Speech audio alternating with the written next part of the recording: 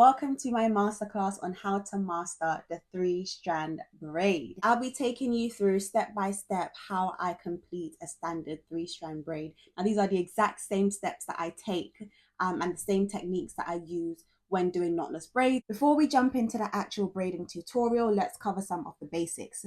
So there are 2 braiding techniques used to do all 3-strand braids. Whether you're doing a single plait on a natural hair, which is what we will be doing in this masterclass, whether you're doing a knotless braid or a feeding braid, you are using one of 2 braiding techniques. Now, it's important to know these 2 braiding techniques because when it comes to doing knotless braids, only one of these braiding techniques will give you the aesthetic finish that clients are looking for when they book your services. The first technique and the technique that we will be focusing on in this masterclass is the underhand braiding technique. The underhand method is achieved by taking the left and right strand and tucking them under the middle strand to create a Dutch braid, whereas the overhand method is taking the same left and right hand strand but bringing them on top of the middle strand to create a French braid. Now, the reason why the underhand method, the Dutch braid, is the preferred braiding technique when doing knotless braids is because when we talk about knotless braids, we talk about tucking. You need to be able to tuck the natural hair in. You need to be able to tuck color. And once you master the underhand braiding technique on your standard 3-strand braid, progressing to knotless braid, and when it comes to the skill of tucking, you will be able to grasp it a lot better. I also mentioned that the underhand technique achieves a more aesthetic finish in comparison to the overhand technique. Let's take a closer look at both techniques so that you can visualize exactly what I am talking about. The main noticeable difference between the 2 braiding techniques is how the braid starts at the root. And this is why I prefer the underhand technique, because although both braids look quite neat as they are, when it comes to styling the braid, for example, putting it up in one, you can clearly see that the underhand method gives a more flat and natural flip when you manipulate the braid. And this is the versatility and the aesthetic look that clients are going for when they book your knotless braid services. So I hope that this clarifies any confusion or any uncertainty regarding the 2 braiding techniques. Now you should be able to see why the underhand braiding technique is my preference when doing knotless braids. Another essential thing that all braiders, and in particular beginner braiders, should be aware of when braiding is the hand technique or techniques that they use. Now, I don't want to confuse you, but just remember that in terms of braiding techniques, there are only 2 braiding techniques, the underhand method and the overhand method. Now, when it comes to hand techniques, you may notice that different braiders hold the braiding hair in different ways. There are several different ways in which you can hold the braiding hair. Some stick to one technique, some use multiple techniques in order to braid with more speed or to get better grip. But ultimately, this is to achieve either the underhand or the overhand braid. Now we will jump into the actual tutorial where you will be able to see the 2 hand techniques that I use.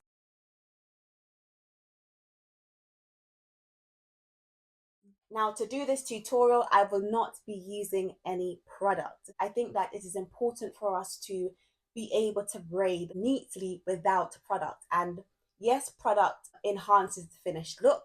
And yes, product gives you that slick look from the very beginning. But if you do not know how to grip, braid tight, ensure a tight and secure root before adding product, you will realize that you'll start braiding and you'll use a product and you'll paste the product.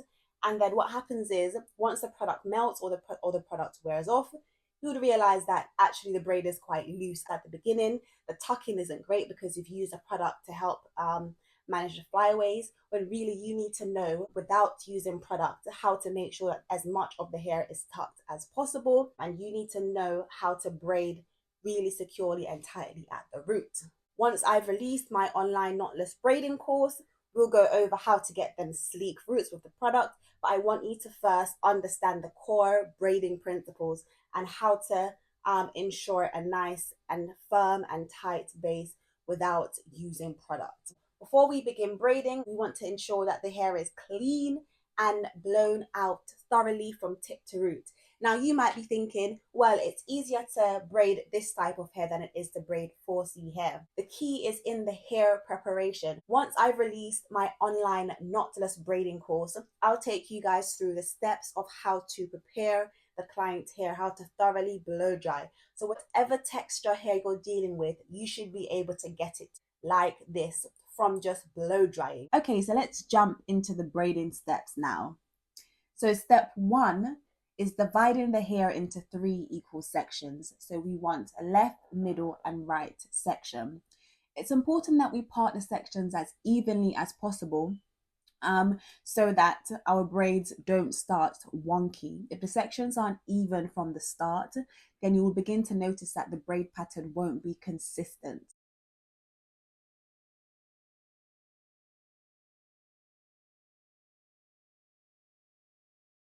So now that we have our 3 equal sections, we are going to jump into step 2, which is getting the sections in position before we start the actual braiding process. So I'm going to show you how I position my fingers to begin the first hand technique that I will be using. I'll basically be positioning my hand in a way how I would if I was starting a underhand cornrow. So I'm going to take the left section up with my left hand by pinching it with my index finger and thumb. Then I'm going to take the middle finger and fold it over to sort of lock it in place. Notice how my hand is quite close to the root.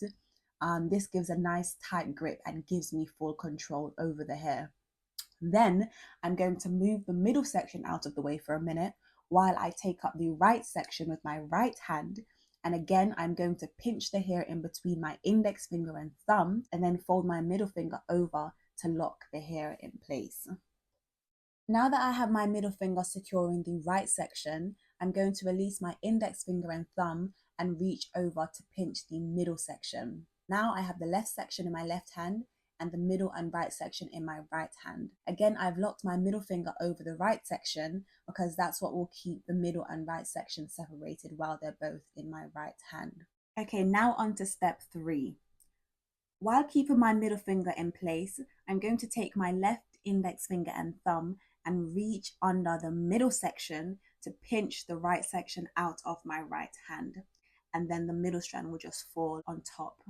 So now I have the left and right section in my left hand, which are separated by my middle finger. Now that my right hand is free and my left hand is securing the hair, I can go ahead and use my comb and just comb through just to make sure that the hair is still smooth and that there aren't any tangles.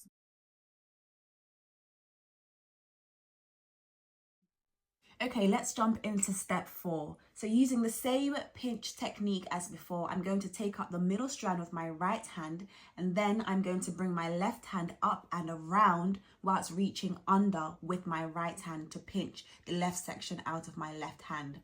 Now I can release my left hand because I'll transfer the left and right sections into my right hand, and now the middle strand again will fall on top. Step 5 is essentially the reverse of step 4. So again, using the same index finger, thumb pinch and middle finger lock technique, I'm going to take up the middle strand of my left hand this time and then bring it down and under the middle section to reach and pinch the hair out of my right hand. Notice how I pull the middle section to ensure that I get a neat and secure plait at the root. This is very important to make sure that we maintain consistency. I then essentially repeat the process 1 or 2 times again to ensure that the start of the braid is again neat, tight, before I switch to my second hand technique. Okay, now we're going to move on to the second hand technique. So my main reason for switching to the second hand technique is that it allows me to braid faster when doing a 3-strand braid. Also, when it comes to doing knotless braids, as I start to feed the hair in, this second technique allows me to have better grip, allows me to tuck better, and again gives me speed. So let's jump into the second hand technique. Before switching to my second hand technique, I usually do a final pull just to ensure that the braid is firm. Next, I'm going to reposition my hands to begin my second hand technique. As the hair is already in my right hand, I'm going to start by repositioning my left hand and then bring the hair over into my left hand to get my right hand in the new position to begin the second hand technique. Once both hands are in position, I can continue to braid. I follow a pinch and tuck motion with the hair to form the underhand method. Just look carefully at what I'm doing with my fingers and the direction that the hair is moving in. Also, notice how I keep my hand quite close to the braid as I tuck. This is to ensure that I get a tight and uniform braid down. Keeping my fingers quite close also enables me to catch as many flyaways as possible. I'm going to slow the video down and show you how I use my index finger to actually sweep the hair in so that I can get as many strands tucked in as possible.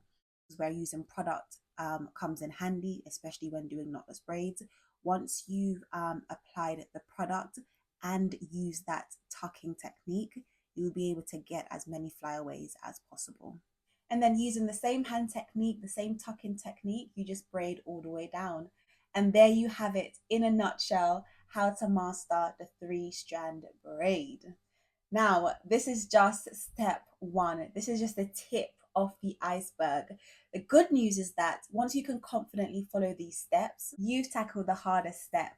And now it will be a smooth transition to step two, which is the most important step. And that is mastering the knotless braid. As most of you already know, and as I've mentioned in this masterclass, I am working on my online knotless braiding course, which will be a full comprehensive course. I will be giving you everything that you need to know from the very moment the client sits in your chair to ensure that they leave saying, just like my clients, these are the best knotless braids that I've ever received.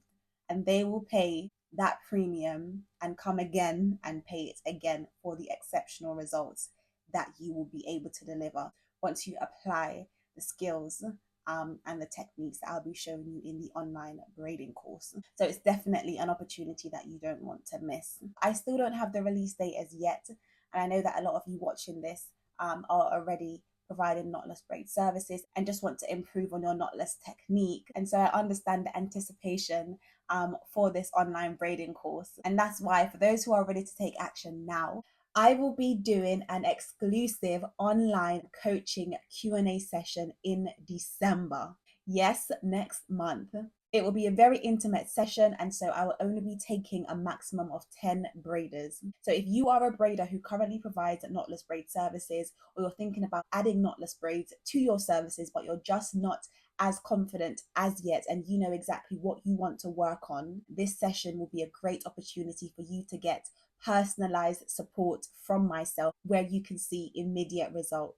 So if you are interested and would like to take up this unique opportunity to join this intimate coaching session, click the link below and book a call with me and we will get you enrolled. Like I said, this will be a very intimate session where you have me as a board to bounce off. And so I will only be taking on 10 braiders. If this is something that you are interested in, just click the link below. You guys have me on social media. So if you want more information or if you have any questions, you can always jump in my DM and I'm always here to help to answer any questions. Like I said, this will be taking place next month and it is a unique opportunity while the full course is still in development. I strongly recommend that if you are serious about improving your knotless braiding skills, that you take up this opportunity, because I will not be doing group coaching sessions at the price that I'm offering it at now. So take advantage and I hope to see you soon.